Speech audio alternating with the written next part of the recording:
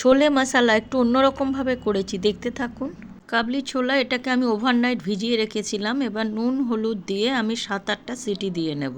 জিরে মৌরি শুকনো খোলায় টেলে গরম জলে ভিজিয়ে রেখেছিলাম। দিলাম আদা রসুন, কয়েকটা গোলমরিচ, কিছু কিশমিশ, কটা শুকনো লঙ্কা, কাঁচা লঙ্কা, এগুলো সমস্ত একসঙ্গে একটা পেস্ট বানিয়ে নেব। একটা পেস্ট বানাবো, 2টো কাঁচা টমেটো, একটা লাল টমেটো। ফোড়নে দিলাম জিরে, শুকনো লঙ্কা, তেজপাতা, মাঝারি সাইজের 2টো পেঁয়াজ। পেঁয়াজটা হাফ সিদ্ধ হয়ে গেলে জিরে মৌরির যে পেস্টটা বানিয়েছিলাম ওটা দিয়ে দেবো। টমেটো পেস্ট,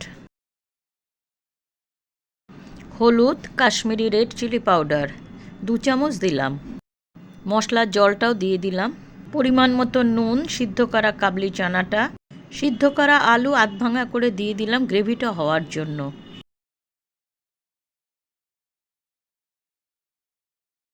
সিদ্ধ করা চানার জলটা পুরোটা দিয়ে দিলাম। যে যেরকম গ্রেভি রাখতে চান সেইভাবে জলটা দেবেন। কসুরি মেথি, গরম মশলা, 1 চামচ চিনি।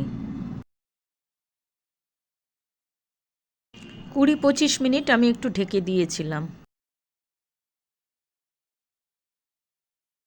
তৈরি হয়ে গেল ছোলে মশলা। এইভাবে গরম গরম রুটি, পরোটা, লুচি শুধু শুধুও খাওয়া যাবে।